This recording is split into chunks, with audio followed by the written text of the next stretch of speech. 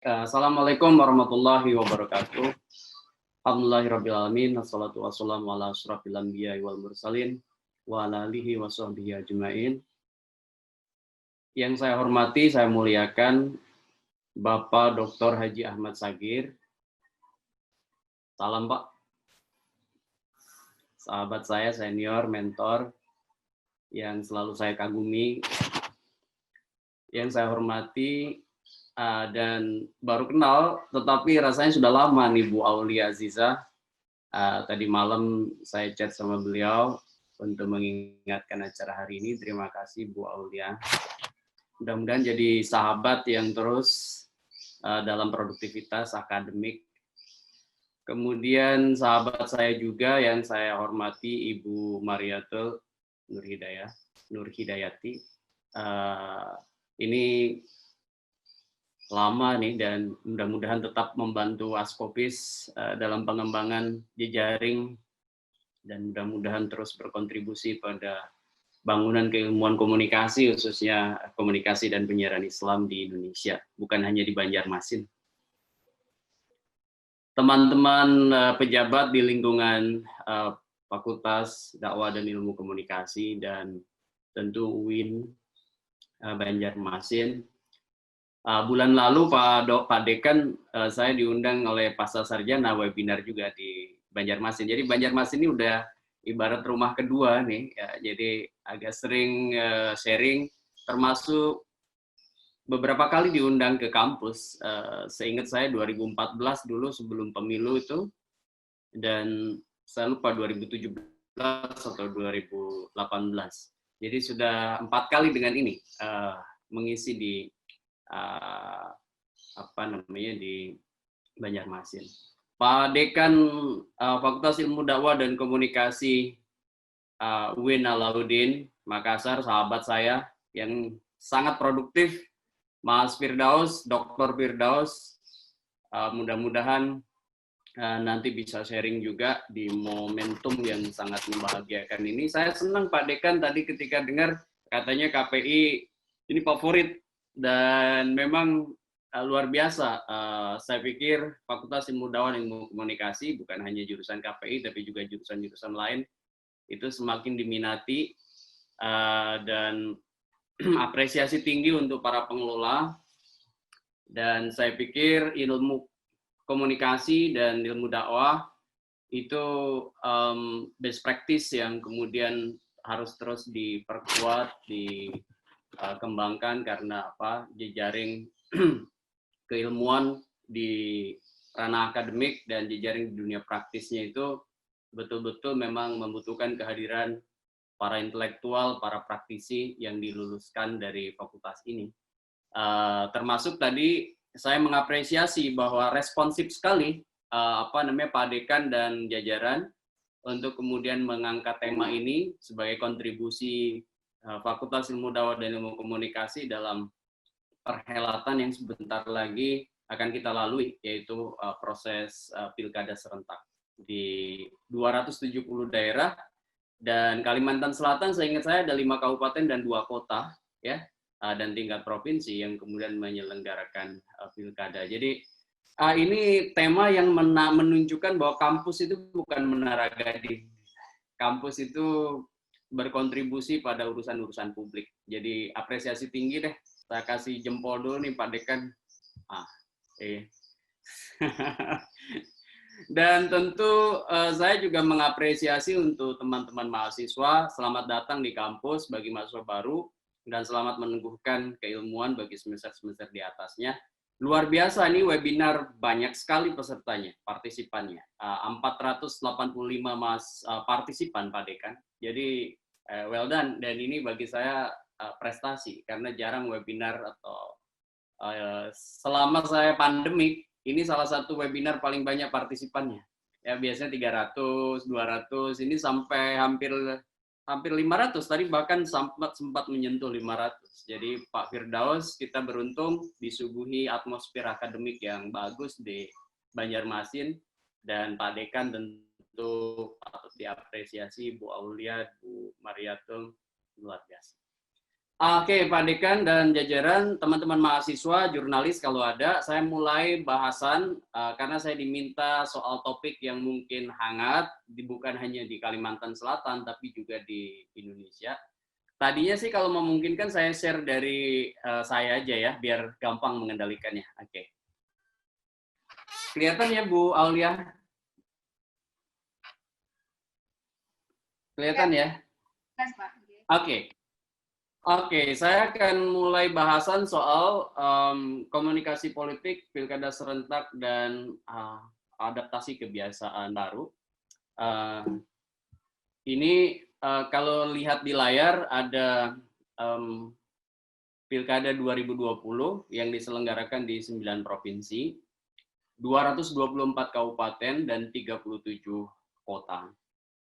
Ya, ini tentu salah satunya daerah tempat Bu Aulia, sehingga sangat pas kalau kemudian topik ini dibahas, yaitu Kalimantan Selatan. Ya. Ada tingkat provinsi dan kabupaten serta kota. Jadi dinamikanya tentu menghangat seiring dengan rivalitas yang terjadi. Teman-teman sekalian, saya mulai dulu dari perspektif akademik. Pilkada itu untuk apa diselenggarakan? Ini pertanyaan mendasar nih bagi seluruh pihak, penyelenggara, masyarakat, termasuk kita nih para akademisi yang ada di kampus, para peneliti. Menurut saya ya, pilkada serentak itu harus ditempatkan dalam konteks konsolidasi demokrasi. Itu poin pentingnya. Jangan sampai kemudian pilkada hanya menjadi instrumentalistik. Misalnya instrumentalistik sekedar memenangkan seseorang, tetapi kemudian sistemnya kemudian membuat kerusakan dalam konteks misalnya masa depan daerah. Kenapa? Karena pergantian kepemimpinan dari satu orang ke orang lain yang disebut oleh Juan Lin sebagai transisi dari satu rezim, gitu ya, rezim otoriter ke rezim baru, misalnya rezim Soeharto ke rezim reformasi, atau mungkin juga bisa kita katakan satu kepemimpinan kepala daerah ke kepemimpinan kepala daerah lain, itu belum tentu menghadirkan demokrasi yang konsolidatif. Ini yang disebut sebagai demokrasi yang rentan. Misalnya kerentanan dalam penguasaan sumber daya alam, kerentanan dalam kohesivitas masyarakat, kerentanan dalam misalnya wilayah ekonomi dan lain-lain. Yang kedua, perspektif akademik yang harus kita juga catatan adalah dari Larry Diamond soal pentingnya stabilitas dan persistensi demokrasi. Jadi Kalimantan Selatan pasti terpolarisasi. Juga 270 daerah yang menyelenggarakan pilkada. Ada stabilitas yang mungkin harus dijaga dan daya tahan. Kenapa? Karena menurut Dahl, ya, variabel penting dalam konteks konsolidasi demokrasi itu, terutama dalam menjaga demokrasi itu ada dua, yaitu soal kontestasi dan partisipasi. Jadi orang kemudian berkontestasi, misalnya seperti di pilkada, banyak kandidat, tetapi juga butuh namanya partisipasi. Partisipasi siapa? Partisipasi warga masyarakat. Apa sih yang dimaksud dan partisipasi? Ya, tindakan sukarela warga negara untuk terlibat dalam pemilihan pemimpin maupun dalam perumusan kebijakan-kebijakan publik. Jadi mahasiswa KPI itu menurut saya harus ada di garda depan nih dalam konteks penyelenggaraan pilkada, misalnya sebagai pengawas, pemantau, literasi, ya, kemudian juga menyebarkan akhlakul karimah dalam politik dan lain-lain. Kalau mungkin juga sebagian di antara teman-teman mahasiswa ada yang ada di tim-tim pemenang. Saya menulis nih Bu Aulia hari ini di Koran Sindo, pilkada yang berbahaya. Ya, hari ini halaman 4. Kemudian saya tulis juga sebelumnya di Kompas, harian Kompas, kampanye di musim pandemi. Nah, ini seiring dengan tadi underline dari Pak Dekan, Pak Dr. Sagir, bahwa oke, kita menyelenggarakan pilkada sekarang itu bukan pilkada biasa nih, tapi pilkada di masa pandemi. Karena pilkada di masa pandemi, maka kemudian perspektifnya itu juga harus berubah. Jangan semata-mata perspektif penyelenggaraan normal, melainkan harus ada beberapa yang kemudian diposisikan dalam konteks ancaman, dalam konteks ada ancaman di depan mata. Makanya saya bikin judul agak provokatif nih, pilkada yang berbahaya gitu. Kenapa? Karena ya jelas sih, contoh misalnya, Bu Aulia bisa lihat gambar ini. Ini data terupdate ya. Hingga hari terakhir pendaftaran hari Minggu kemarin nih, pukul 24, tercatat ada 687 bakal pasangan calon. Seluruh daerah yang menyelenggarakan pilkada serentak, ada 270 daerah. Rinciannya ya, bakal pasangan calon gubernur dan wakil gubernur sebanyak 22 pasangan. Bakal pasangan calon bupati dan wakil bupati 570 pasangan. Dan terdapat 95 pasangan calon wali kota dan wakil wali kota. Di 22 provinsi, 570 kabupaten kota, 95 pasangan bakal calon wali kota dan wakil wali kota. Ini yang mendaftar. Nanti tentu ada proses seleksi. Bakal calon kepala daerah yang diusulkan partai ada 626 pasangan, sementara calon independen ada 61 pasangan. Bakal calon laki-laki ternyata Bu Aulia lebih banyak nih, ya kan? Ada sekitar 1.233 dan perempuannya ada 141. Nah, ini tugas besar nih Bu Aulia untuk memompa terus partisipan politisi perempuan untuk kemudian berdiri sama tinggi, bergerak bersama dengan para calon pemimpin laki-laki di masa mendatang. Nah, yang kemudian patut diwaspadai adalah kenapa saya tulis hari ini di artikel saya pilkada berbahaya, karena teridentifikasi 37 calon kepala daerah itu positif COVID-19. Ini bayangin aja, ini baru calon kepala daerahnya. Padahal untuk mengonsolidasikan diri sebagai calon itu pasti dia bertemu dengan banyak orang, bukan? Timnya, kemudian mungkin orang partai, atau mungkin dukungan dari warga masyarakat. Sehingga apa? Saya yakin ini adalah puncak gunung es. Oleh karena itu bahaya nggak? Iya, itu memang bahaya. Gitu. Makanya kemudian pilkada yang sebenarnya awalnya itu mau diselenggarakan tanggal 23 September. Iya kan? Kemudian ditunda, kemudian keluar Perpu nomor 2 tahun 2020, akhirnya kemudian diselenggarakan di tanggal 9 Desember. Meskipun saya termasuk kalau ditanya, orang yang tidak setuju sebenarnya dengan penyelenggaraan di musim pandemi seperti ini dengan angka positif yang masih sangat tinggi. Gitu. Nanti saya perlihatkan beberapa kerawanan itu di belakang. Artinya apa? Terjawab sudah bahwa bahaya nggak? Ya memang bahaya. Baru pendaftaran aja kita udah lihat tuh masyarakat, terutama tim ses, kandidat dan pendukung itu tidak tertib, masih ada arak-arakan, masih ada kerumunan yang sifatnya masif, ada perilaku kolektif yang tidak berdisiplin dengan protokol kesehatan, sehingga apa? Sangat mungkin kemudian pilkada menjadi klaster baru dalam konteks penularan COVID-19. Oke, saya akan menjawab pertanyaan mendasar dari Pak Dekan. Seperti apa sih mengelola pilkada di musim pandemi? Ada dua dimensi pokok yang penting. Pertama adalah dimensi kesadaran masyarakat. Kemudian yang kedua adalah dimensi kebijakan publik yang jelas. Karena ini menyangkut perilaku dan menyangkut tata kelola. Nanti akan berpengaruh pada perilaku masyarakat dan tata kelola. Kebijakan publik contohnya adalah undang-undang yang jelas. Itu nanti diturunkan melalui peraturan Komisi Pemilihan Umum. Contoh paling konkret ya Bu Aulia, Bu Mariatul, itu udah keluar PKPU nomor 6 tahun 2020.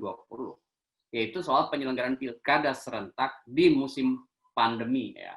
Ya, di bahasa resminya penyelenggaraan pemilihan gubernur, wakil gubernur, bupati, wali kota ya dalam bencana non alam pandemi COVID-19. Itu bahasa resmi PKPU-nya. Apa yang kemudian menarik dicermati, saya kebetulan mencermati dan sudah saya tulis di Harian Kompas. PKPU ini lebih banyak sebenarnya copy paste dari peraturan pilkada di masa normal, hanya kemudian menambahkan kata protokol kesehatan atau penanggulangan COVID-19. Tetapi dimensi-dimensi pokok di dalam itu masih perlu pembenahan. Contoh misalnya metode kampanye ya di musim pandemi. Bagaimana mengatur metode kampanye di musim pandemi. Nanti di slide bawah nanti akan saya ulas. Kemudian juga peraturan Bawaslu. Contoh misalnya menyangkut pengawasan di musim pandemi. Bagaimana misalnya ada sanksi bagi para kandidat yang melanggar, bukan hanya melanggar aturan di masa normal seperti misalnya pasang spot iklan di media atau mungkin door to door campaign atau alat peraga, tapi juga bagaimana misalnya jika melanggar protokol kesehatan. Kemudian harusnya juga per Bawaslu itu punya kejelasan dalam konteks regulasi. Nah, tetapi itu aja nggak cukup, Bu Aulia, Pak Firdaus. Menurut saya butuh yang dimensi kesadaran masyarakat, karena ini lapis terbesarnya ada di sini. Yaitu apa? Misalnya, dalam pendaftaran kemarin kita bisa lihat tidak tertib. Nah, besok kampanye nih, tanggal 26 September sampai tanggal 5 Desember. Lama tuh Bu Aulia, 71 hari. Oleh karena waktunya lama, maka menurut saya itu dibutuhkan yang disebut dengan kesadaran masyarakat untuk memahami bahwa situasi hari ini bukan situasi seperti Pilkada serentak 2017 atau pada saat Pilkada serentak 2015 atau 2018. Yaitu dibutuhkan beberapa kaidah yang kemudian harus ditempuh bersama oleh penyelenggara dan masyarakat. Contohnya misalnya ya dangdutan dihilangkan dulu lah, ya kan. Kemudian kerumunan-kerumunan yang kemudian bisa berpotensi melakukan penularan itu Contoh misal konteks sosial, konteks politik, konteks infrastruktur. Sekarang ada variabel baru namanya konteks pandemi. Kalimantan Selatan masuk loh di wilayah dengan tingkat kerawanan tinggi di wilayah konteks pandemi, Bu Aulia, ya. Jadi yang ada kerawanan konteks sosial misalnya Sumbar, Jambi, Kalsel, Sulut, Sulawesi Tengah, dan kemudian konteks politik seperti Sumatera Barat, Jambi, Sulawesi Utara, Kalimantan Selatan, Kalimantan Utara. Kemudian konteks infrastruktur, ya. Kemudian konteks pandemi. Jadi ini penting untuk menjadi catatan bersama nih. Kemudian di konteks sosial, di tingkat kabupaten kota ya. Ini kan tingkat provinsi ya. Ini tingkat kabupaten kota. Di kabupaten kota itu juga tadi daerah yang disebut oleh Pak Dekan ya. Menurut saya juga Banjarbaru ya tadi. Nah, itu mungkin juga seingat saya masuk di mana ya? Saya lupa. Yang jelas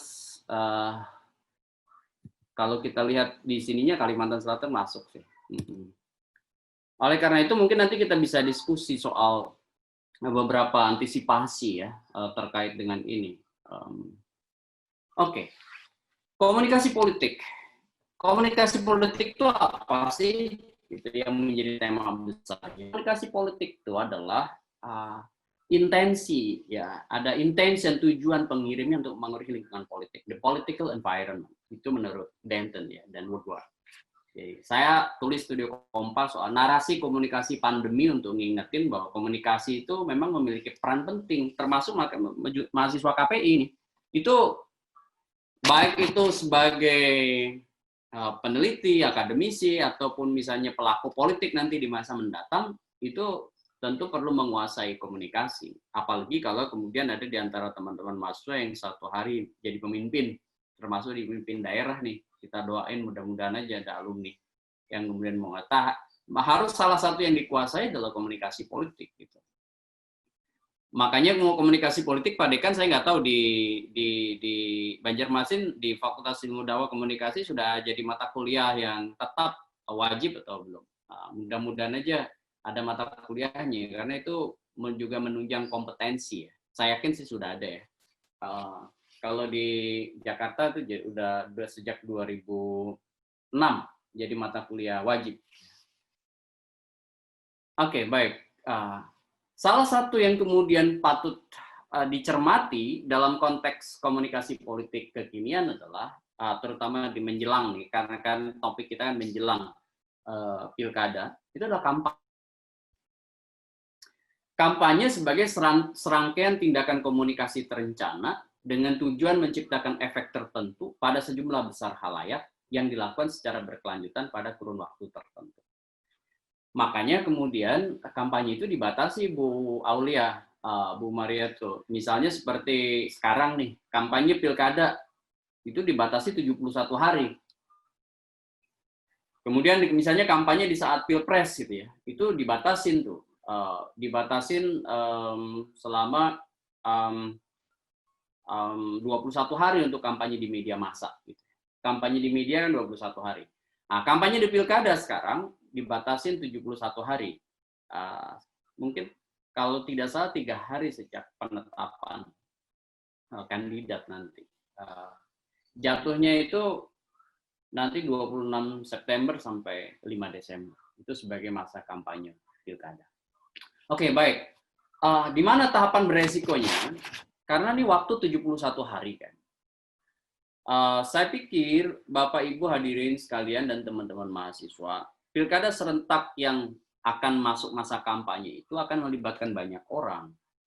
Karena ada metode-metode kampanye yang pasti akan bertemu dengan konstituen, pasti akan bertemu dengan basis pemilih. Contohnya misalnya metode rapat terbatas. Metode misalnya kampanye yang sifatnya door to door, canvassing, ya, micro targeting. Itu kampanye itu pasti akan ketemu orang. Sehingga kemudian perlu pengaturan, apalagi kalau kemudian kampanyenya melibatkan jumlah massa yang banyak, gitu ya. Contoh seperti rapat umum. Yang kedua, kampanye juga punya kerawanan dalam manajemen isu dan konflik karena terhubung dengan opini publik. Sudah pasti tuh akan mulai ada kerawanan-kerawanan gontok-gontokan, suka tidak suka, mungkin pro kontra gitu ya. Makanya dibutuhkan kedewasaan dalam konteks manajemen isu dan konflik yang dilakukan oleh para elit seperti kandidat dan timnya. Contoh misalnya, bagaimana memastikan bahwa konflik dalam penyelenggaraan pilkada itu menjadi konflik yang realistis, bukan konflik non-realistis. Konflik realistis itu kan, ini kan Bu Aulia kan sosiolog ya. Konflik realistis itu konflik yang biasanya setelah peristiwanya usai, itu akan kemudian masyarakat rekat kembali. Contoh setelah pemilunya selesai, nanti akan rekat ulang gitu sebagai warga masyarakat yang berbeda pilihan, berbeda tujuan, tetapi kemudian kembali bersatu dalam konteks sebagai bagian dari warga Kalimantan Selatan ataupun daerah-daerah lain yang menyelenggarakan pilkada. Nah, ini yang kemudian kedewasaan itu biasanya menjadi ujian masyarakat. Makanya kita belum optimal nih di sini, karena polarisasi itu dari satu pemilu ke pemilu biasanya melahirkan luka lama, apalagi kalau udah masuk SARA ya, suku, agama, ras, antar golongan, sehingga konflik yang harusnya konflik realistis itu menjadi konflik non realistis. Ya. Kemudian yang ketiga adalah basis dukungan di masyarakat, ya, karena apa? Basis dukungan di masyarakat itu kan terpolarisasi, ada tipologi itu. Basis pemilih sosiologis, basis pemilih psikologis, basis pemilih rasional. Ya. Apa aja itu? Nanti di slide bawahnya. Yang berikutnya adalah masa tenang prakondisi pencoblosan. Karena 3 hari sebelum tanggal 9 itu adalah masa tenang, dan orang akan mencoblos, tapi kemudian justru serangan di bawah permukaan itu akan masif. Contohnya adalah politik uang. Gitu ya. Nah, ini yang menurut saya perjalanan 26 September sampai 5 Desember ini sebagai menyongsong kalimatnya Pak Dekan tadi, pilkada serentak dengan kerawanan-kerawanan yang sekarang bukan hanya kerawanan politik, tapi juga kerawanan sosial dan kerawanan pandemi atau COVID-19. Pemilih sosiologis itu biasanya bicara, nah ini yang kemudian harus hati-hati memainkan isu ini, yaitu polarisasi ideologi, misalnya selain platform ya, ada polarisasi ideologi, sentimen agama, sentimen ras, etnis, dan sentimen kedaerahan. Primordialisme itu menjadi ciri yang kerap memengaruhi kental pemilih sosiologis. Nah, lapisnya besar nih, ya. Kemudian yang kedua adalah lapis psikologis yang disebut dengan political engagement. Ada pelibatan politik. Biasanya variabelnya itu ada 3. 1, ketertarikan politik atau political interest. 2, internal efficacy, merasa ini pilkada ini penting nggak sih, gitu ya. Pilkada ini seberapa bisa meyakinkan saya bahwa pilkada ini penting dalam konteks pelibatan saya dalam aktivitas berpilkada gitu, baik memilih, mendukung, gitu, mengkampanyekan seseorang. Kemudian yang ketiga adalah partisanship atau yang sering disebut juga party ID. Misalnya Anda PKS atau Anda Golkar, misalnya Anda nggak peduli seberapa bagus program si A, si B, si C, yang jelas saya hanya akan memilih orang yang didukung oleh partai saya. Itu partisanship. Secara psikologis sudah merasa engage dengan partai, dan kemudian karena dia menjadi bagian dari partai, dia tidak memendulikan seberapa bagus program dan seberapa bagus orang yang kemudian menjadi lawan. Yang terakhir, ini yang harusnya memang diperbesar gitu ya, prosentasenya, yaitu pemilih rasional. Rasional itu sendiri terbagi menjadi 4, rasional sosiotropik, rasional egosentrik, rasional retrospektif, dan rasional prospektif. Sosiotropik itu biasanya mengkaji situasi ekonomi keadaan hari ini. Orang yang berpikir hari ini seperti apa kondisinya. Seperti misalnya lagi sulit, UMKM banyak gulung tikar, banyak PHK. Nah, saya akan memilih kira-kira orang yang kemudian menjadi problem solver dari situasi hari ini. Kemudian yang kedua adalah egosentrik. Lebih pada dirinya. Misalnya, saya milenial, urban, pendatang ya, terdidik, baru lulus S1, terus dari para kandidat itu apa yang kemudian tawaran menarik bagi lapis pemilih seperti saya. Itu egosentrik, karena si pemilih akan mempertimbangkan apa yang kemudian menjadi kemauannya. Retrospektif itu akan mengkaji masa lalu. Ya. Ini banyak sekali gangguannya Bu Aulia ya di layarnya. Kemudian berikutnya adalah prospektif. Ya, prospektif itu biasanya ke masa depan. Jadi sosiotropik, kondisi ekonomi hari ini, egosentrik itu pada dirinya, retrospektif pada masa lalu, prospektif ke masa depan. Jadi pertimbangan-pertimbangan rasional itu akan pertimbangan siapa kandidat yang paling bisa meyakinkan saya dengan bentuk argumentasi, data, tawaran, gagasan, dan konsep. Makanya kemudian menurut saya kampanye itu memang harus menjadi bagian dari literasi politik gitu. Yang fokusnya pada 3 hal, menambah bobot pengetahuan masyarakat, kemudian munculnya keterampilan atau skill untuk mengkomparasikan, mencari sumber informasi, termasuk nih mahasiswa-mahasiswa KPI ini Pak Dekan, kalau bisa ada komunitas yang didorong oleh kampus untuk mengembangkan literasi politik di masyarakat gitu ya. Apalagi misalnya ke daerah-daerah pedalaman atau dan ini konteksnya bukan hanya menjelang pilkada, tapi bisa dimulai dari saat menjelang pilkada ini. Jadi literasi politik bisa menjadi pusat kajian, bisa menjadi mungkin peer group, atau mungkin bisa jadi pusat studi mahasiswa dan lain-lain. Sebenarnya ini menarik. Ya.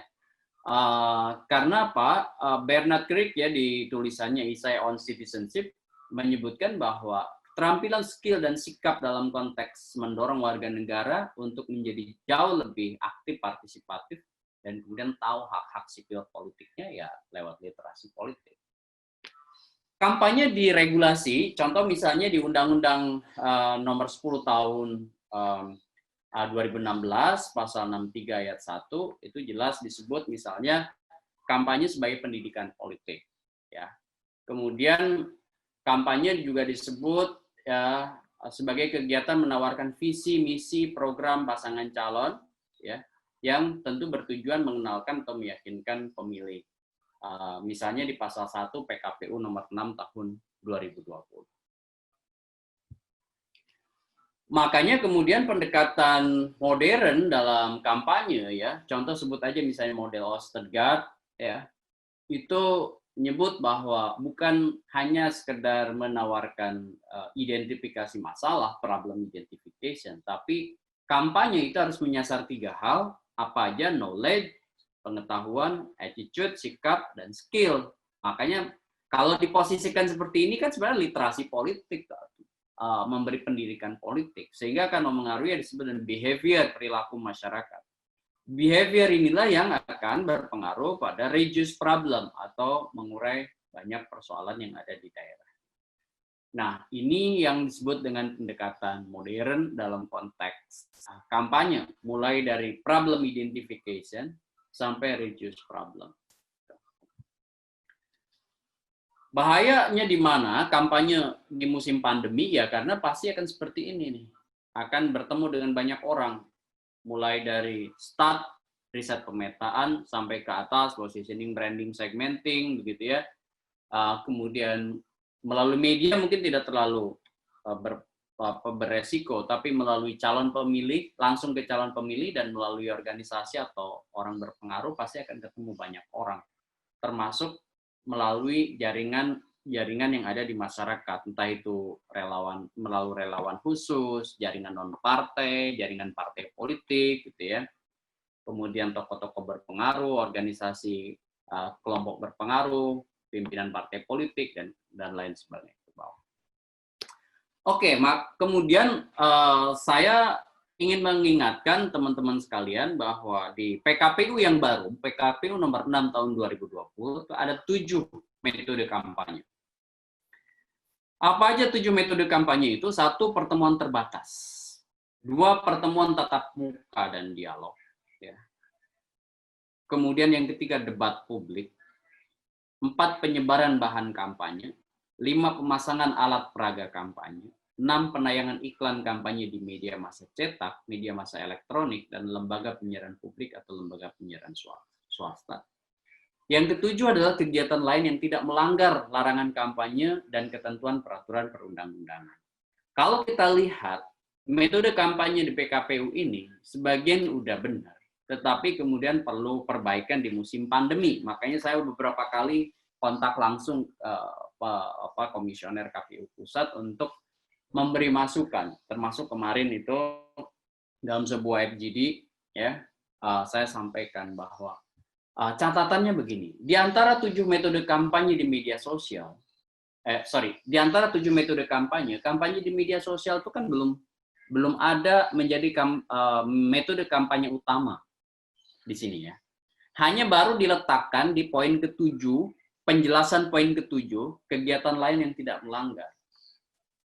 Nah, jadi sementara kalau kemudian kita lihat ya, kebutuhan sekarang, salah satu yang harus kemudian justru diatur dengan rinci karena akan banyak dipakai gitu ya, adalah kampanye di media sosial. Pandemi mengharuskan kan mengurangi pertemuan-pertemuan yang sifatnya langsung. Oleh karena itu pasti kampanye melalui media sosial itu akan masif. Meskipun mungkin di sebagian daerah, seperti pasti di Kalsel juga ada daerah-daerah yang aksesibilitas internetnya kurang bagus. Gitu. Sehingga secara umum memang harus ada aturan yang lebih rinci ya, terkait dengan metode kampanye di media sosial. Sama seperti di Pilpres dulu malah udah lebih progresif tuh di Pilpres. Media sosial dicantumkan menjadi satu di antara 9 metode kampanye. Nah, jadi rekomendasi saya perbaikannya adalah masukin kampanye di media sosial itu dalam satu di antara 7 metode kampanye. Berarti metode kampanye menjadi 8 gitu ya. Jangan kemudian kampanye di media sosial dimasukkan kampanye lain-lain. Kemudian yang kedua, di pasal 63 PKPU nomor 60 tentang kegiatan lain yang tidak melanggar larangan kampanye dan ketentuan perundang-undangan sebagaimana dimaksud dalam pasal 57 huruf G, masih memasukkan celah kerumunan massa dalam jumlah besar karena masih membolehkan adanya rapat umum, kegiatan kebudayaan, panen raya, konser musik. Nah, ini yang sebenarnya bisa diminimalisir mumpung PKPU-nya ini belum keluar soal PKPU kampanye gitu ya. PKPU kampanye ini masih dalam proses dan saya pikir memang memerlukan ketegasan, kejelasan dari KPU untuk dilakukan juga oleh KPU di daerah. Karena apa? Pada prakteknya sulit mengontrol perilaku kolektif dalam masa kampanye yang melahirkan kerumunan. Crowd itu kan sifatnya gampang dipengaruhi oleh satu terhadap orang lain. Dan kalau kemudian fenomena kemarin dalam pendaftaran aja itu sudah rasa-rasanya sulit mengendalikan massa ketika massa itu menjadi kerumunan. Penutup, Pilkada 2020 berkualitas menurut saya ada 5 hal yang harus diperbaiki. Pertama, kontestan yang jauh lebih bertanggung jawab, seperti tadi di awal, dimensi kesadaran publiknya dikelola. Dan ada ketaatan pada kebijakan publik yang kemudian menjadi kebijakan dalam konteks tata kelola penyelenggaraan pilkada. Yang kedua, penyelenggara pemilu harus independen dan profesional. Ya, jangan kemudian partisan kepada salah satu pihak karena di banyak sekali penyelenggaraan pilkada imparsialitas penyelenggara pemilu itu menjadi problem signifikan dalam konteks penyelenggaraan kontestasi elektoral. Kalau dia berpihak pada salah satu calon, nah tentu ya, akan merugikan banyak pihak, bukan hanya kandidat lain, tapi juga warga masyarakat. Kemudian yang ketiga adalah warga termasuk LSM, ormas, berpartisipasi. Misalnya sebagai pegiat literasi politik, literasi media, literasi informasi, mencegah hoax, hate speech, kemudian juga mengembangkan misalnya sentra-sentra warga masyarakat yang partisipatoris dalam pengawasan dan lain-lain. Kemudian yang keempat adalah aturan main yang jelas. Seperti tadi saya sudah usulkan beberapa substansi dari peraturan KPU, misalnya PKPU nomor 6 tahun 2020. Mungkin juga besok akan ada PKPU yang khusus terkait dengan kampanye. Itu harus rinci, detail, termasuk juga kalau kita lihat kenyataannya ketidakjelasan aturan itu bisa memantik perilaku-perilaku kolektif yang tidak sejalan dengan protokol kesehatan. Terakhir adalah komunikasi efektif di antara stakeholder pilkada. Misalnya pentahelix ya, ada media, ada akademisi, mungkin ada private sector seperti dunia usaha, kemudian pemerintah dan penyelenggara pilkada tentu dalam konteks ini. Termasuk di dalamnya adalah para kandidat yang kemudian bertarung untuk memperebutkan kursi atau jabatan politik. Teman-teman sekalian, sebagai ilustrasi, ya kita punya contoh dari negara lain yang sukses menyelenggarakan pilkada di musim pandemi. Contoh itu ada dari Korea Selatan. Korea Selatan itu menyelenggarakan pilkada parlementarian itu di bulan April 2020. Dan saya pikir kenapa kemudian Korea Selatan sukses menggelar pemilu parlementarian, ada 3 kuncinya. Pertama, mereka bisa punya database kependudukan yang bagus, sehingga kemudian meminimalisir pertemuan tatap muka pada saat sebelum penyelenggaraan pemilu. Kemudian yang kedua, mereka membuat skema yang disebut dengan early vote, ya, bisa memilih lebih dulu dan juga dimungkinkan orang-orang yang sedang ada di karantina itu untuk memilih di TPS-TPS yang di mana karantinanya ada, gitu. Itu yang memungkinkan untuk tidak berlalu lalangnya orang